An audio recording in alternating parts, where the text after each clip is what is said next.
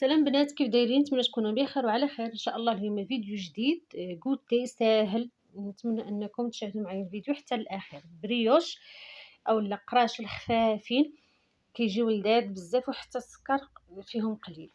بالنسبه للمقادير، عندي نص كاس تاع الزيت، عندي معلقه كبيره عامره مزيان تاع خميره الخبز، كاس تاع الماء مع كاس ديال الحليب يكونوا دافيين، عندي معلقه كبيره تاع الزبده وكاس ديال السكر سنيده، ساشيه ديال الفاني او ممكن تستعملوا الفاني بودر، وعندي خماره ودقيق حسب الخليط. ومن بعد غادي نقول لكم شحال هز معايا ديال الدقيق.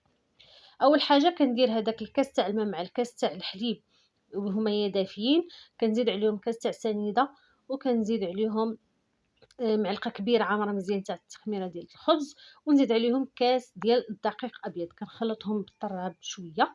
ومن بعد غادي نغطيهم حتى كتفاعل هذيك الخميره مع هذيك السنيده والحليب والماء، نخليها حتى كتطلع كيف قلت لكم وتفاعل. ومن بعد غادي نضيف عليها، غادي نخليها كيف قلت لكم تقريبا واحد ربع ساعه، وغادي نضيف عليها نص كاس ديال الزيت، وغنزيد البيضه، وغادي نزيد الخميره، ساشي ديال الخميره ديال الحلويات. ومن بعد غادي نبدا نضيف الدقيق. هنا غادي ندير غادي نعبر معكم بالكيسان. غندير الكاس الاول، يعني الكاس الاول هو اللي درنا في التخمير الاول، هذا الكاس الثاني والكاس الثالث وهذا الكاس الرابع، يعني 5 الكيسان. هنايا الدقيق بان ليا بحال مازال خاصو شويه، فانا زدت نص كاس، يعني في المجموع ديال الكيسان عندي 5 الكيسان ونص، تقدر يهز معكم حتى 6 ديال الكيسان. من بعد زدت معلقه كبيره ديال الزبده عامره مزيان، وزدت الفاني، خليت العجينه حتى شربت هذيك الزبده والفاني وتخلطات ضروري تدلك مزيان.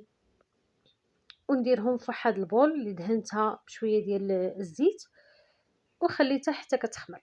بعد ما كتخمر كيولي هذا هو الشكل ديالها، كيتضاعف الحجم ديالها بزاف.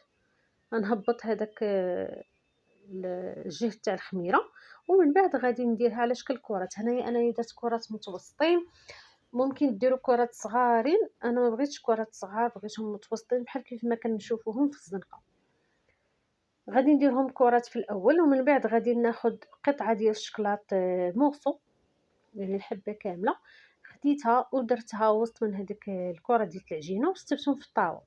من بعد غادي ندهنهم بالبيض، عندي هنايا بيضه اللي زدت عليها شويه ديال القهوه سريعه الذوبان، وخلطتهم وخليتهم كيخمروا.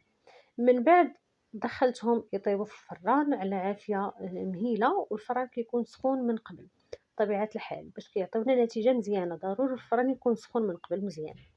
بعد ما دخلت الطاوات للفران نقصت عليهم العافيه وخليتهم حتى كيتحمروا، وكيولي هذا هو اللون ديالهم، يعني كيجيو مفشفشين. هانتوما كيف ما كتشوفوا كنهبط العجينه وكتعاود تطلع. خليت الاولين، يعني درت 3 ديال الاشكال، واحد خليته بالزنجلان، انا كيعجبني الزنجلان الابيض نديروه في المملحات او الحاجه الحلوه، والثاني درت ليه ناباج، دهنتهم بالناباج بجوج، هذوك الاشكال بجوج دهنتهم بالناباج. واحد درت ليهم اللوز كونكاسي محمر، و كميه درت ليها سكر كلاصي من الفوق. ممكن ديروا حتى خطوط ديال الشكلاط كحل، انا اكتفيت غير بالسكر كلاصي. هنايا بغيت نوريكم واحد الحبه كيفاش كيجي، هانتوما كيف ما كتشوفوا معايا كنوريك عليها، وكتبقى العجينه كيف ما هي، اولا كتبقى البريوش كيف ما هي، يعني ما مدقصه ما حتى شي حاجه. هانتوما شفتوا من الداخل يعني مفشفشه ولذيذه في نفس الوقت، وكتصبر معاكم، يعني تخليوها غير هكا في الثلاجه ولا تحتفظوا بها في المجمد، وقت ما احتاجيتوها كتخرجوها كديروها شويه في كوكوط سخون وكتحيدوها باش ما كتقطعش. نتمنى ان الوصفه تنال الاعجاب ديالكم، خليتكم على خير، والى اللقاء في فيديو اخر ان شاء الله.